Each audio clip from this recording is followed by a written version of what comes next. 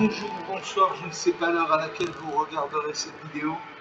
C'est encore et toujours Olivier Lunette, en direct de Magic Gaming Arena, Magic l'Assemblée Arena en français. J'espère que vous allez bien.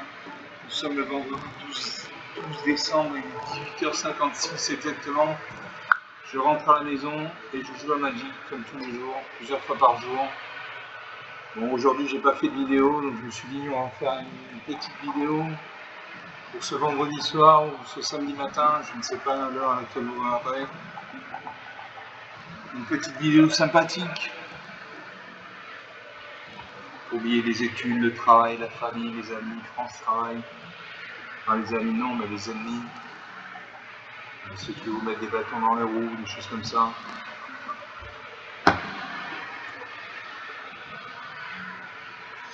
On va jouer. Un match. On continue ma série de decks en ultime contre le bot de Magic. Le bot de Magic, c'est l'intelligence artificielle de Magic. Il s'appelle Sparky, c'est-à-dire étincelant. Il est assez bon, mais il fait des erreurs tactiques parfois qui coûtent la partie. Là, je vais rejouer différemment vraiment, et serait resté dans la partie. Donc Sparky, étincelant d'un côté, Manyway, votre humble serviteur de l'autre. Manyway, ça veut dire onde de choc en anglais. J'espère commencer, j'espère avoir moins de 3 terrains. Je commence du 3 terrains, merci la machine. Donc j'ai 2 peines, donc 2 manas blanches. J'ai une forêt, donc 2 manas vertes. J'ai récompense en vie pour 5 manas, noir de blanc. Enchanté créature, la créature enchantée gagne +3/+3 et le vote. Pour 5 manas, noir, bleu, au moins un noir, au moins un rouge. J'ai Kefka, grand mage impérial. Une 4-5, à chaque fois que Kefka arrive et qu'il attaque, chaque joueur se dépose une carte. Pour 3 manas, dont un noir, je vais remettre souillé. Si un Arsar devait gagner des points de vie, ce joueur peut autant de points de vie à la place. Et pour 4 manas de n'importe quelle couleur, j'ai l'étincelle éthérique, un Planeswalker. Vous voyez, il a un 4 en bas, c'est-à-dire qu'il a 4 points de vie. Tant que l'étincelle éthérique est attachée à une créature, l'étincelle éthérique ne peut pas être attaquée. Et à chaque fois que la créature équipée inflige des blessures de combat pendant votre tour, mettez autant de marqueurs loyauté sur l'étincelle éthérique. Je fais gagner un point de vie à l'étincelle éthérique quand je l'attache jusqu'à une créature ciblée que je contrôle, je mets un marqueur plus inférieur sur elle. Je lui fais perdre 5 points de vie quand je pioche de cartes et je lui fais perdre 10 points de vie quand j'ajoute 10 manas d'une seule couleur de mon choix. Je garde ces cartes, je sais mon instant, même si c'est une machine. Et je joue de la mana blanche, j'ai une carte blanche, je joue de la mana blanche. Alors ça a imposé une île, donc il a un deck monochrome bleu. Il faut savoir que Sparky n'utilise que des decks monochromes. Je pose une deuxième peine. Alors ça m'attaque avec ça. 19 à 20, la partie commence. Je pose une forêt. Alors ça pour une troisième ligne, avec la tortue spirale cuirassée, il m'attaque avec ça, 18 à 20. Tortue spirale cuirassée, c'est ce qu'on appelle un mur. Un mur, c'est une créature qui a 0 en force, X en endurance. Dans le cas de la tortue spirale cuirassée, elle a 0 point de vie, elle a 0 point de force et 5 d'endurance. Donc c'est un mur. À moins que je joue l'ange de la fatalité ou l'étincelle éthérique. Je vais jouer l'ange de la fatalité, une 3-4 volts quand cette créature arrive, elle exile au cimetière dans l'ordre ciblé. Le cimetière, c'est ce qui est à droite de la pioche, c'est là où on met les cartes quand elle meurt. À moins qu'elle ne soit exilée. Et il y a des cartes comme les cartes noires qui permettent d'exhumer les cartes depuis le cimetière. C'est pour ça que vider le cimetière, ça empêche l'adversaire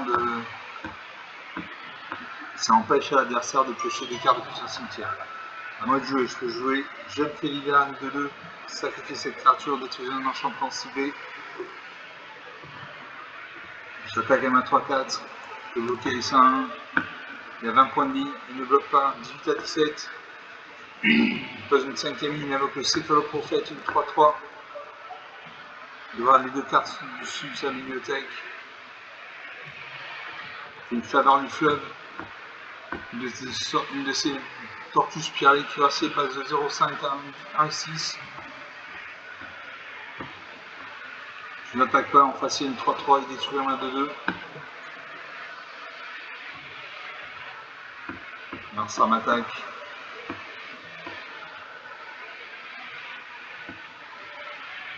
Est-ce que je peux bloquer? Non.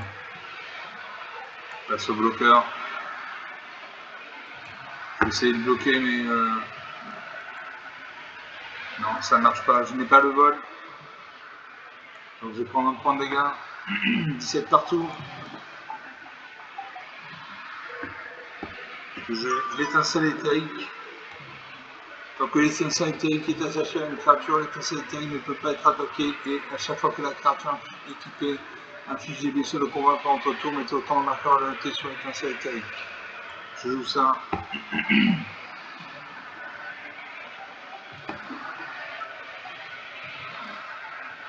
Donc je vais attacher l'étincelle éthérique sur ma 3-4 ou sur ma 2-2. Je mets sur ma 3-4 parce qu'elle a le vol. Suivant. Je vais attaquer ma 4-5. En face, la seule créature qui a le vol est engagée, donc il ne peut pas bloquer.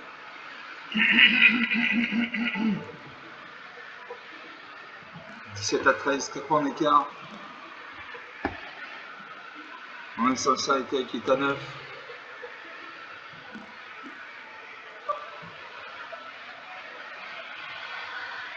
Je peux piocher 2 cartes. Je pioche 2 cartes. Non, je dois terminer le tour. Narsarpon Silamine invoque le chaman de Sanro. De 1, à chaque fois qu'une autre créature avec le vol contrôle arrive, cette créature gagne plus d'un jusqu'à la fin du tour. Je joue l'étincelle éthérique.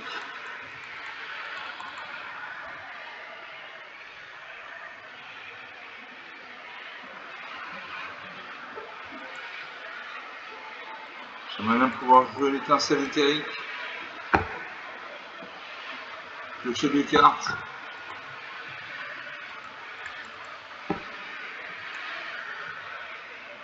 En marchant de jouer. On attaque avec ça à 1 volante et ça à 3-3. Je ne bloque pas. Je ne peux pas bloquer ça 1 puisque ma créature volante est engagée. Je pourrais bloquer ça 3-3 et ma 2, mais ma 2 mourrait et ça je ne le veux pas. Parce qu'elle peut détruire un enchantement. Donc je laisse passer 13 partout. À moi de jouer.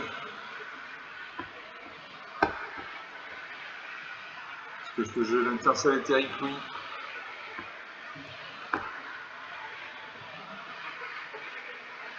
Je joue 10 mana? Non. Je pioche 2 cartes. Je peux jouer la jeune Valkyrie, une 1-3 vol. À chaque fois qu'un enfant je peux contrôler arrive, mettez un marqueur plus influent sur cette créature. Donc une 1-3 volante.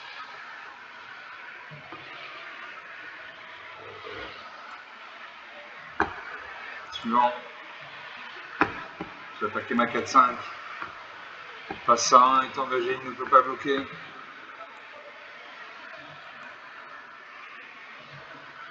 Donc ça fait une 10 invocation, on une créature soumise à un de son propriétaire, ça c'est typique des cartes bleues.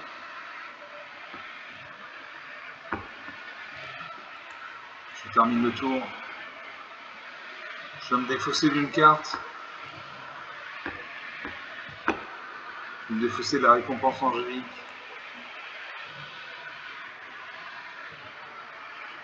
On passe. Narsar m'attaque. Je ne bloque pas.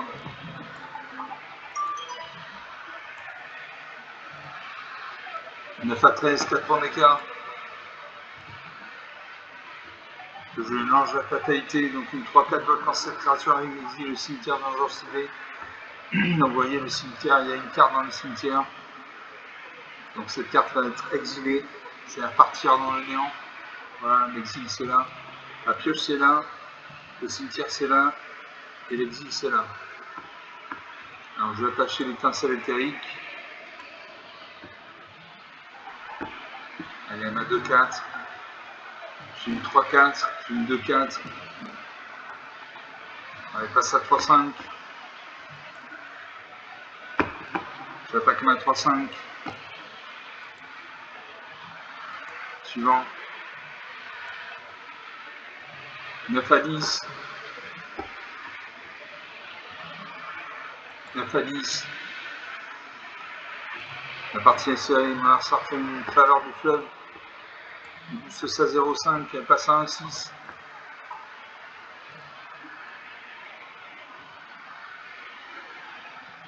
Pour détruire un enchantement, je ne le fais pas. Monarchsar de jouer, à moi de jouer.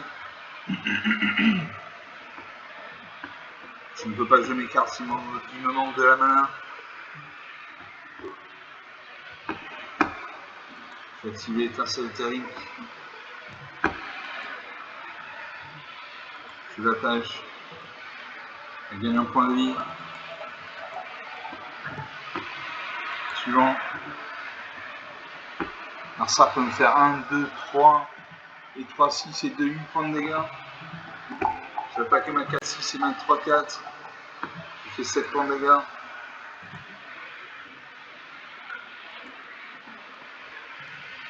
9 à 3. Mon étincelle éthérique est à 13 points. Est-ce que je peux l'invoquer? Non. Je vais me défausser d'une carte. Je vais émissaire Clive émissaire des frites. Je passe l'attaquant. Il m'attaque avec toutes ces créatures. Je fais 1, 2, 3, 6 et 2, 8 points de dégâts. Je vais avoir un point de vie.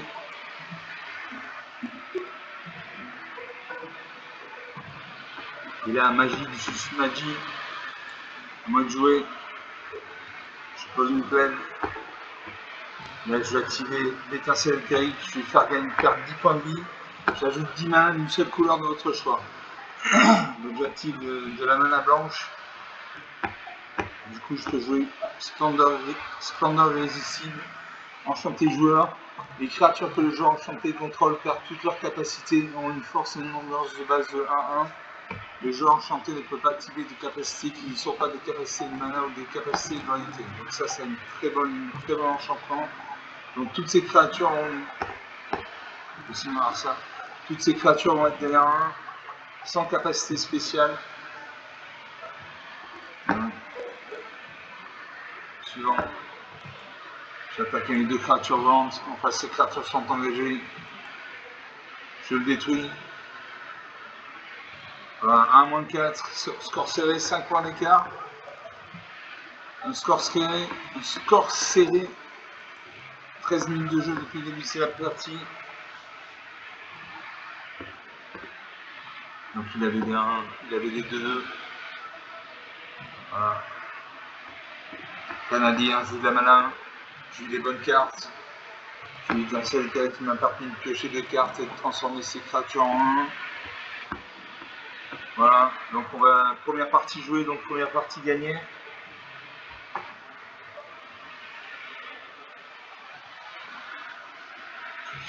On va faire une deuxième partie.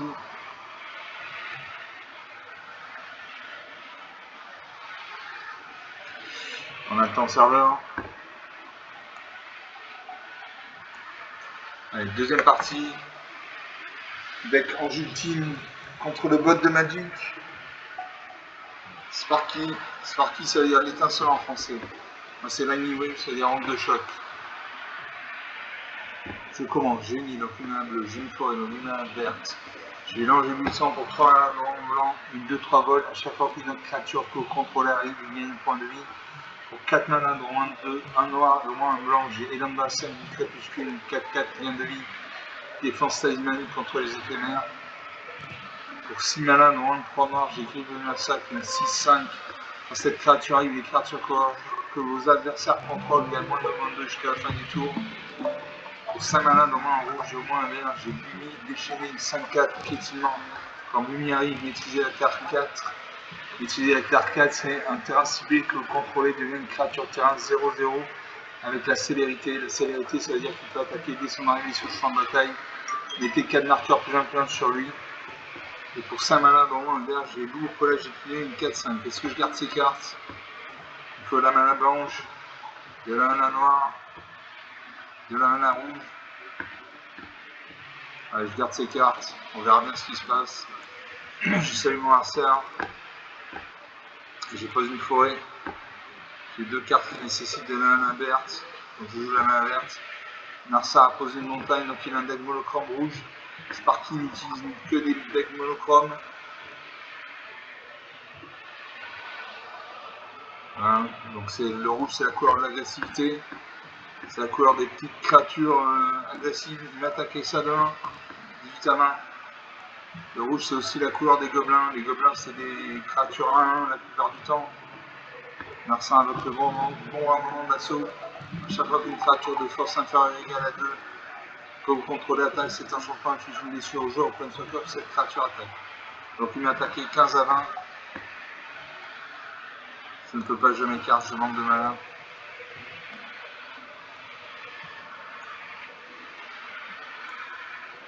Donc dans les cartes rouges, il y a des gobelins, la plupart sont des 1-1. Et les gobelins, en fait, c'est comme les fourmis rouges, enfin, il y en a 3 ou 4, ça pique un peu. Quand il y en a 10 ou 15, mais ça détruit. Donc ça c'est la couleur rouge, c'est l'agressivité. Ça perd vite ou ça gagne vite. Narcin avec le meilleur tour de 1, 2, 3. Gobelin rangé, 1, célérité. Il inflige 3 et 2, 5 points de dégâts. 10 à 20. Je peux jouer la classe magicien. Classe magicien, il n'y a pas de limite au nombre de cartes dans votre main. Très bien. Normalement, une main, c'est au maximum 7 cartes. Là, je vais pouvoir avoir beaucoup plus de cartes. Niveau 2, quand cette classe devient niveau 2, piocher des cartes. Et niveau 3, à chaque fois que vous piochez une carte, mettez un marqueur plus important sur une créature ciblée que vous contrôlez. Donc ça, c'est très bien. Là, c'est pas une 5e montagne. Une attaque. C'est 5 et 3, 8 points de dégâts.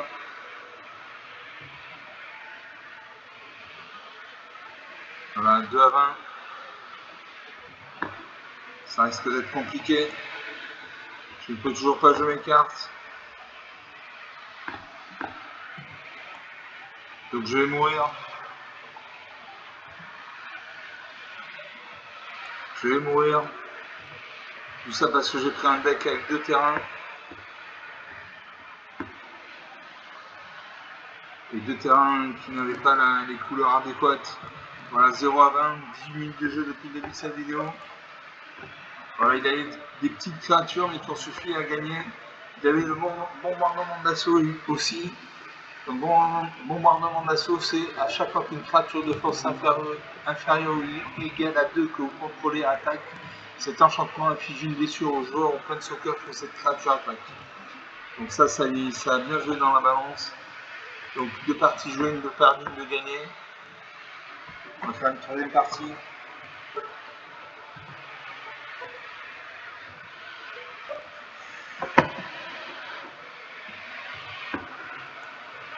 Troisième partie, toujours mon deck en ultime contre Sparky.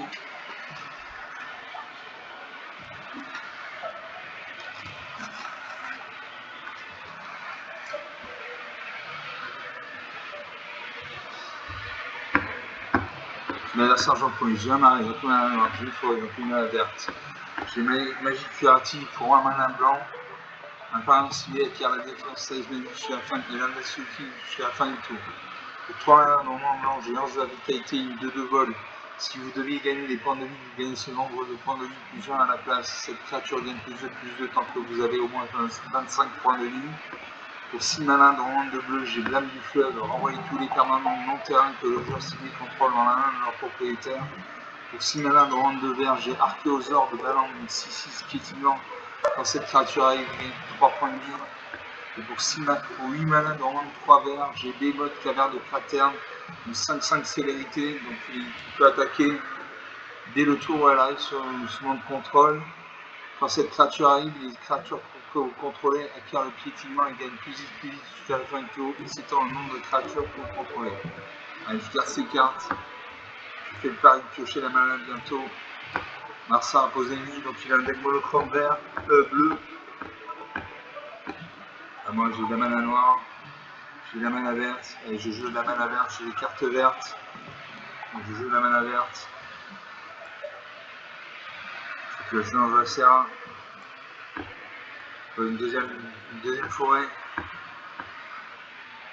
Je peux faire recyclage de forêt. Défausser cette carte, chercher dans votre bibliothèque une carte de forêt, là, mettez-la dans votre main, mélanger. C'est une 6-6. Mais on va pas faire ça. On va pas faire ça. Suivant. Je termine le tour.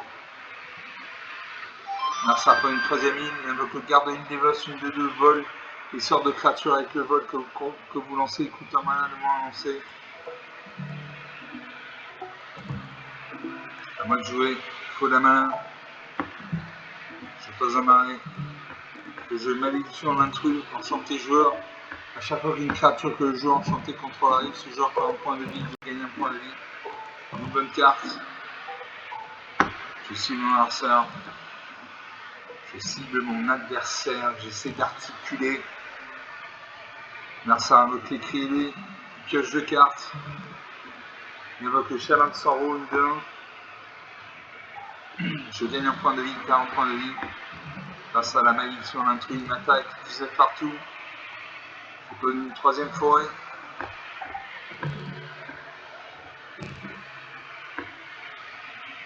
Je ne fais toujours pas recyclage de forêt. J'ai 4 terrains, il me faut 8. Il faut 4 terrains encore pour que je puisse jouer le Behemoth Caverne de Craterne. Allez, suivant, je termine le tour. Il n'y a pas de grosse créature sur le champ de bataille, donc je peux me permettre de ne pas avoir de créature sur le champ de bataille. Narsa invoque le Céphaloprophète. Il perd un point de vie, je gagne un point de vie, 28. Il aura les 2 cartes au-dessus de sa bibliothèque. Il les laisse au-dessus. On passe aux attaquants. On attaque ces 2 créatures actives, il fait 4 points de dégâts. 16 à 18. Allez, de la mana, de la mana, de la mana, de la mana. Pas de mana. Allez, je vais faire un recyclage de plaine, de forêt. Tant pis, je sacrifie cette créature.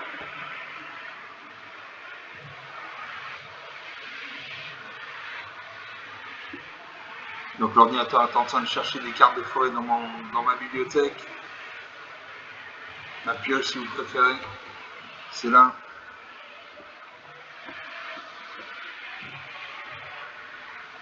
Je pioche une forêt.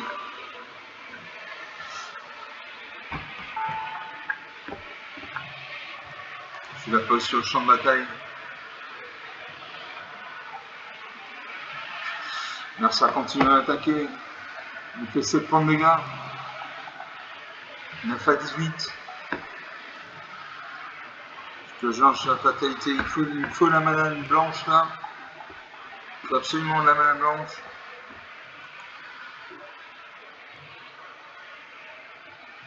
Narsa va me faire encore 7 points de dégâts. J'ai passé à 2 points de vie. Narsa invoque le Golem Zephyr. Je gagne un point de vie, 40 points de vie. J'ai passé à 3 points de vie. 2 points de vie. Je ne peux toujours pas me jouer mes cartes.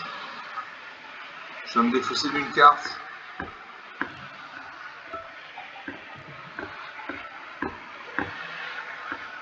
Je vais me défausser du raid du monde souterrain. À chaque fois qu'on a pioche une carte, cet enchantement qui joue sur ce jeu. Non. La mode est caverne, je garde. La même chose, je garde. Avant de notre frappe Odd. Une 4-5. Je garde, moi je sers.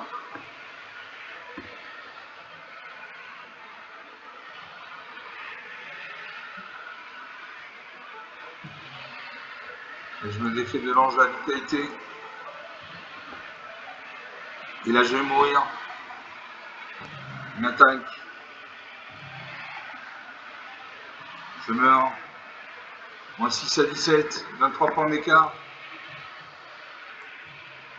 25 minutes de jeu. Bon, il avait des petites créatures donc qui ont suffi à me vaincre. Il avait une 2 volante, une 1 volante. Donc sur 3 parties jouées, 2 perdues, 1 de gagné. Tout ça parce que j'ai accepté une main où il y avait très peu de terrain, il n'y avait que 2 terrains. Le mieux pour commencer, c'est d'avoir une main avec 3 terrains. Au minimum 3 terrains. 2-3 terrains. 3 terrains, c'est quand même mieux que 2. Voilà. On attend serveur. On lance une 4ème partie. Toujours mon deck Ange Ultime contre le bot de Magic.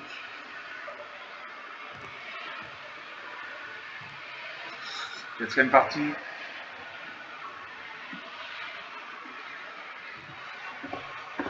Je commence. J'ai 2 peines, donc 2 manas blanches. J'ai une forêt, donc une mana verte.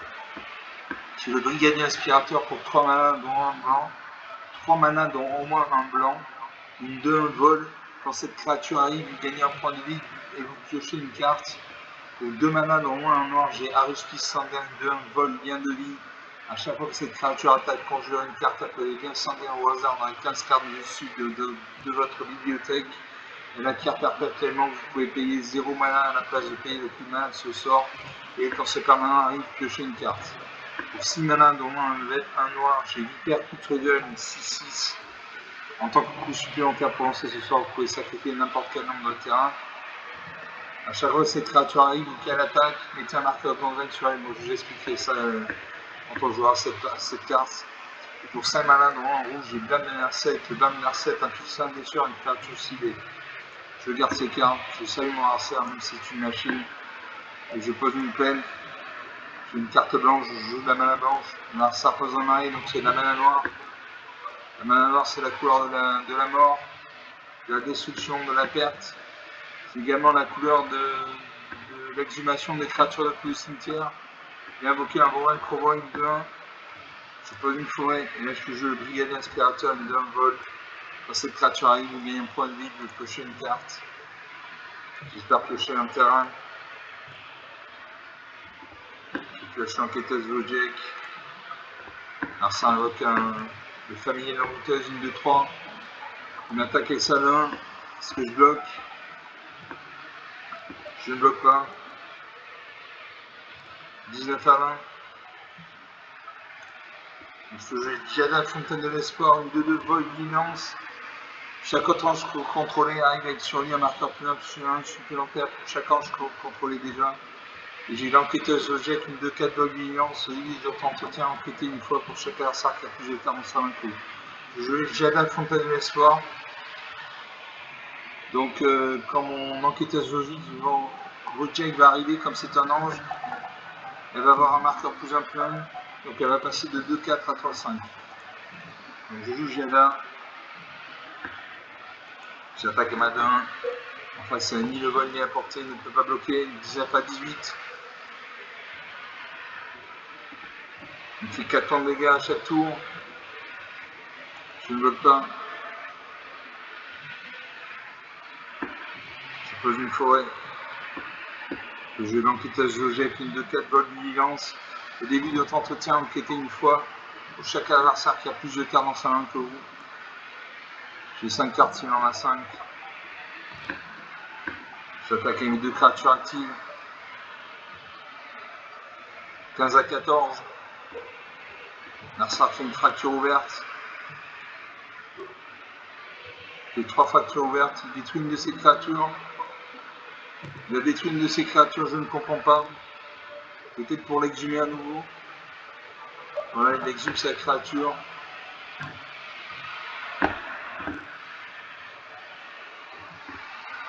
Je joue la Valkyrie porte-faveur, une 4-4. Main forte. Quand cette créature arrive sur le champ de bataille, mettez un marqueur plus 1 sur une créature ciblée. Si c'est une autre créature, elle acquiert également les capacités imprimées sous celle-ci jusqu'à la fin du tour. Donc les capacités, c'est vol, initiative, lien de vie. Donc je signe ma 4-6.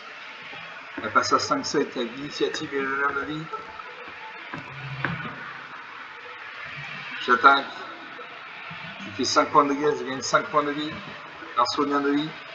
20 à 9, 11 points d'écart. La partie est relancée. Maintenant, ça invoque le ratifouillien. Je pose un arrêt.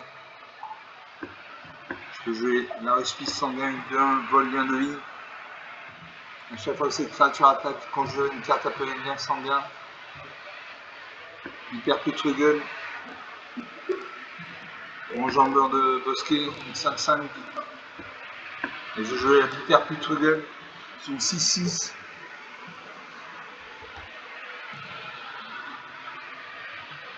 Alors il faudrait que je sacrifie des permanents, donc je ne vais pas jouer la hyper Putrugen. Je joue l'enjambeur de bosquet harmonieux. La force et l'endurance de l'enjambeur de bosquet harmonieux sont chacune égales au nombre de terrains que vous contrôlez. J'ai 5 terrains, donc c'est une 5-5. J'attaque mes 3 créatures actives. En face, il n'y a ni le vol ni la portée, donc il va mourir. Il va mourir. Voilà, 26 à moins 4, 30 points d'écart.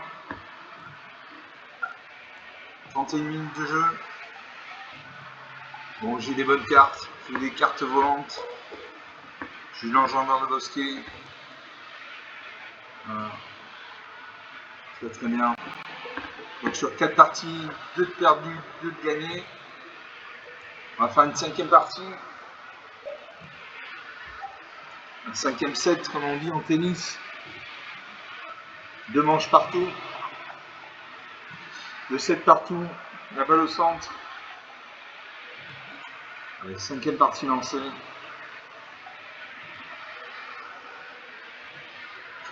Je joue mon deck en ultime contre le bot de Magic. Ah, il me faut 3 terrains là. Il faut 3 terrains la machine, 3 terrains. J'ai 2 terrains. J'ai 2 terrains, j'ai des grosses cartes. Je vais faire un mulligan. J'ai trop grosses cartes. Faire un mulligan, c'est repiocher cette carte, se défausser d'une carte. Ça c'est le premier mulligan. Si ça va pas, vous pouvez faire un deuxième mulligan. Vous repiochez cette carte, mais ce coup-ci, au lieu de vous défausser d'une carte, vous défaussez de 2 cartes. Si au bout du deuxième mulligan, vous pourrez faire un troisième, un quatrième, un 5e mulligan. Si au bout du deuxième mulligan, vous n'avez toujours pas une bonne main, moi je conseille la partie. Conseille la partie, vous voyez, vous allez en haut à droite, il y a un petit engrenage, vous faites un clic gauche dessus, vous cliquez sur conseiller et vous conseillez la partie. Ça n'aura aucune espèce d'importance, à part si vous jouez en classé. Si vous jouez en classé, que vous conseillez une partie, vous baissez en classement, vous baissez dans le classement. Si je joue en classé, ça n'a aucune espèce d'importance. Vous pouvez concéder 10, 15, 20 parties, ça n'aura aucune espèce d'importance. L'adversaire en premier, j'ai eu 2 plaines, 2 manas blanches, j'ai une forêt, une main verte. J'ai éclat lumière pour 2 manas en blanc. L'éclat lumière affiche à une créature ciblée un nombre de blessures égal au nombre de créatures que vous contrôlez, plus le nombre d'équipements que vous contrôlez. Pour 4 manas, dont un blanc et au moins un noir, j'ai Elanda 5 fois plus une 4-4 bien de ligue défense animalique contre les éphémères. Pour 5 manas blancs, j'ai Verilax pour refuge 5-5. Quand Verilax arrive, une grosse créature. Et pour 5 manas, dont un noir, j'ai Sonde électable. À chaque fois qu'un adversaire perd de points de vie, vous gagnez autant de points de vie. Je vais garder ces cartes. Je me défausse de Verilax pour refuge. Je demande trop de points de main. L'éclat lumière, je me défausse de l'éclat lumière. Je garde Verilax. Donc Verilax, une 5-5. Quand Verilax arrive, s'il a été lancé, renvoyé sur le champ de bataille une carte de créature ciblée depuis notre cimetière. Si des blessures devaient être infligées à Verilax, prévenez ses blessures et mettez autant de marqueurs plus un peu sur lui. Donc une carte intéressante. Narsa a commencé, il pose dans l'arrêt, donc c'est de la mana noire. Je pose une plaine.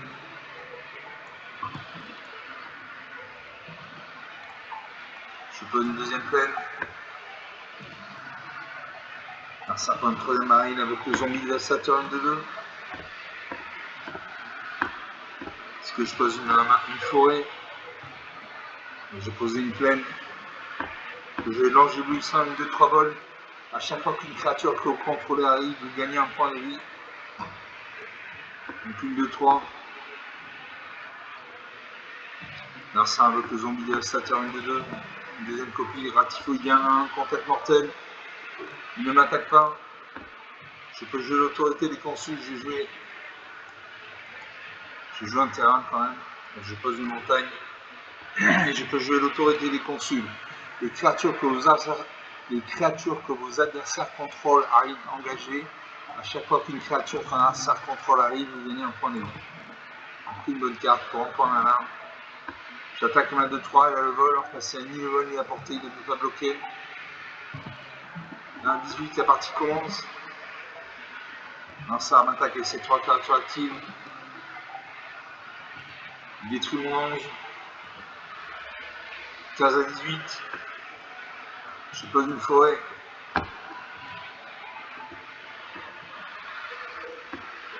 Narsar prend le 5e arrêt. Il réfléchit d'un à l'autre sur son icône comme ça veut dire qu'il réfléchit.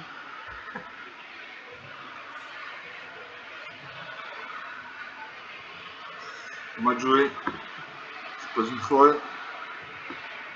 Que je jeune Valkyrie, 23 vols. À chaque fois qu'un entrant, je peux contrôler arrive, mettez un marqueur plus un sur cette créature. Alors ça fait un homicide. Alors ça c'est typique des cartes noires. Le noir c'est la couleur de la mort, la couleur de la perte. Alors ça avec Lusran et Kir. 1, je gagne un point de vie. Il fait 5 points de dégâts, il m'attaque avec 3 créatures, 11 à 18. Donc Lusran et Kir, à chaque fois qu'une créature fait un 5 contre le mur, mettez un marqueur plus un sur cette créature. Ah moi je peux jouer l'augure prismatique. Les terrains contrôlés en chaque type de terrain de base en plus de l'autre type. Donc c'est très bien, comme ça je vais pouvoir jouer ma Veridax peu de refuge. Je joue Lambda, samedi crépuscule, 4-4, lien de vie. Donc lien de vie, quand elle fait 4 points de dégâts dans la sarge, je gagne 4 points de vie. Défense talismanique quand elle est éphémère, ça veut dire que ce permanent ne peut pas être la cible de sort d'éphémère que ça contrôle. Tant que votre total de points de vie est supérieur au total de points de vie de départ. Bon, ça on s'en fout parce que ça n'a aucune espèce d'importance parce que je n'ai pas la capacité qu'il faut. Narsar avec un deuxième sur la Kir. Je gagne un point de vie, 12 à 18. Il m'attaque. Je bloque ça de 2 à ma 4-4 en espérant qu'il le booste pas sa créature. S'il booste sa créature, 12 à 18.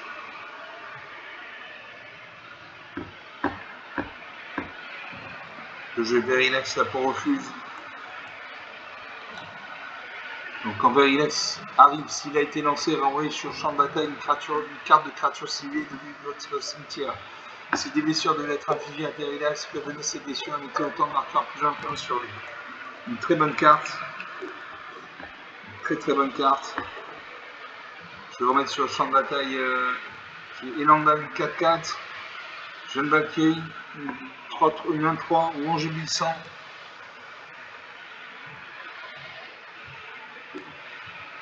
Je joue ma 4-4.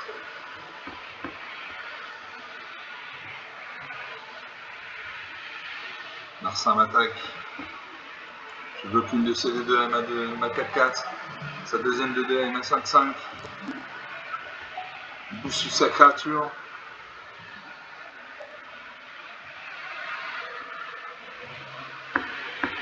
Bon, Verilax là pour refuge, passe à 7-7.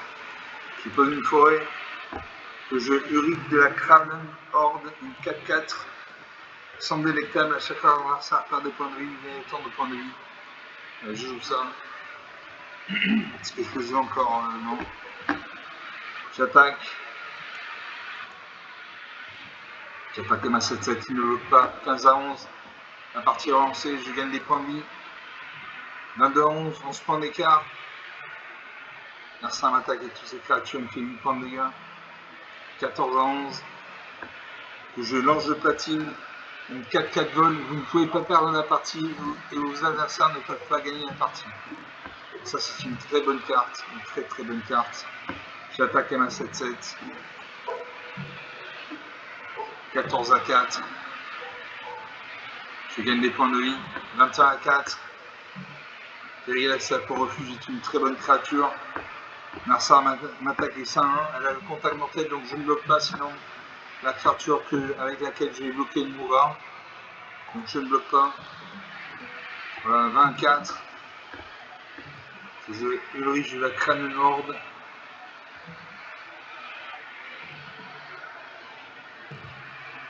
Je joue Ulrich de la Kranen Horde. Une 4-4. À chaque fois que cette créature arrive, il se transforme en Ulrich de la Kranen Horde. Une créature ciblée qui a +4/+4 jusqu'à la fin du tour.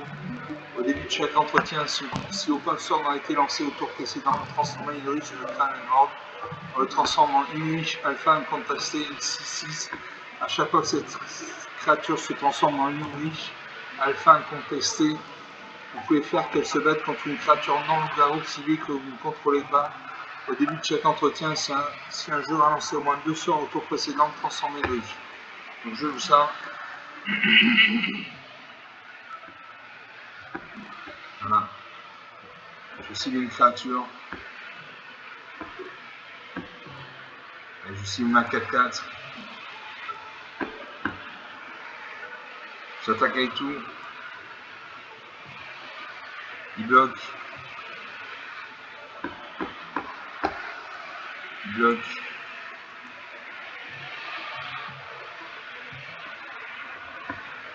Voilà, Verilex là pour refuge passe à 14-14. Le Moulinsart perd la partie. 20-4, 24 points d'écart. 41 minutes de jeu depuis le début de cette vidéo. Donc sur 5 parties jouées, 2 de perdues, 3 de gagnées. Donc si on était à Roland Garros, j'aurais gagné le match, j'aurais fait 3-7-2. Voilà, et Verilex là pour refuge, c'est une créature très puissante. Voilà, quand elle arrive, quand on va sur le champ de bataille une carte de créature ciblée depuis votre cimetière déjà, et d'une. Et de deux, si des blessures devaient être infligées à Verilex, prévenez ces refuges et mettez autant de marqueurs plus influents sur lui. Donc cette créature est passée à 14-14. Le seul inconvénient, c'est qu'elle demande 5 points mana blanc. Mais j'avais l'augure prismatique, des terrains contrôlés en chaque type de terrain de base dans plusieurs autres types, donc ça m'a aidé. Et j'ai eu le sang délectable, à chaque fois que l'adversaire perd des points de vie, vous gagnez autant de points de vie. Donc ces 3 cartes, la Verilex pour refuge, l'augure prismatique et le sang délectable m'ont permis de gagner. Et de gagner haut la main. Voilà, 24 points d'écart. 42 minutes de jeu depuis le début de cette vidéo. On va s'en tenir là pour cette vidéo. Il n'est pas dit que j'en fasse pas d'autres dans la soirée. J'espère que vous avez apprécié ces parties. Moi, je les ai trouvées intéressantes. Il y a du suspense, surtout la première partie où il y a eu 5 points d'écart. Donc, très content. Comme d'habitude, vous pouvez lâcher des pouces bleus, des j'aime, des likes. Vous pouvez faire des commentaires. Vous pouvez parler de la chaîne autour de vous si vous pensez que ça peut intéresser quelqu'un. Je vous remercie d'avoir regardé cette vidéo. Je vous salue. Je vous dis à très bientôt. Ciao.